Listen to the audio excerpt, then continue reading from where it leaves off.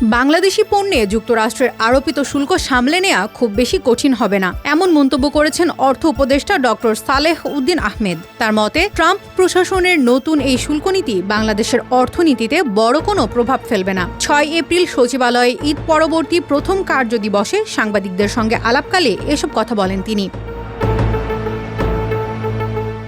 অর্থ উপদেষ্টা জানান, এবার মানুষ ভালোভাবে ঈদ কাটিয়েছে। কেবল মার্চ মাসেই $3 বিলিয়ন রেমিট্যান্স এসেছে বাংলাদেশে, এতে রিজার্ভও বেড়েছে।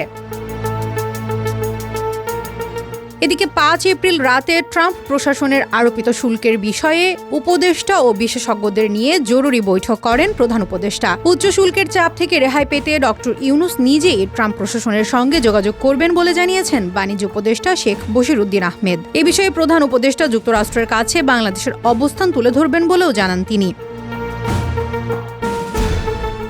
একই সঙ্গে সামষ্টিকভাবে বাংলাদেশের অর্থনীতির জন্য যা ভালো সেগুলো সমন্বয় করে আমদানি করার কথাও তুলে ধরেন তিনি। 5 এপ্রিল সন্ধ্যায় 2 ঘণ্টার বৈঠকের পর রাষ্ট্রীয় অতিথি ভবন যমুনার সামনে ব্রিফিংয়ে আসেন বাণিজ্য উপদেষ্টা। এক প্রশ্নের জবাবে তিনি বলেন, আমরা বাণিজ্য ঘাটতি কমাবো, সেটার জন্য একটা রাস্তা হচ্ছে আমদানি বৃদ্ধি। আমাদের প্রয়োজনীয় দ্রব্যই আমরা আমদানি বৃদ্ধি করব।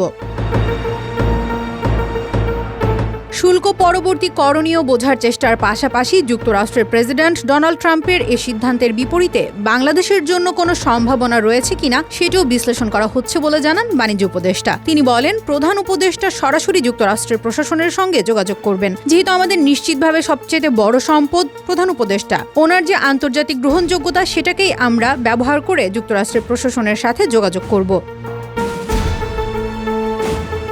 সম্প্রতি মার্কিন প্রেসিডেন্ট ডোনাল্ড ট্রাম্প বিশ্বের শতাধিক দেশের পণ্যের উপর নতুন করে শুল্ক আরোপের ঘোষণা দেন। তাতে বাংলাদেশের রপ্তানি পণ্যে যুক্তরাষ্ট্রে প্রবেশের সময় 37% সম্পূরক শুল্কের মুখোমুখি হবে। এর আগে বাংলাদেশের পণ্যের উপর যুক্তরাষ্ট্রের শুল্ক হার ছিল গড়ে 15%, যা এখন বেড়ে হলো মোট 52%।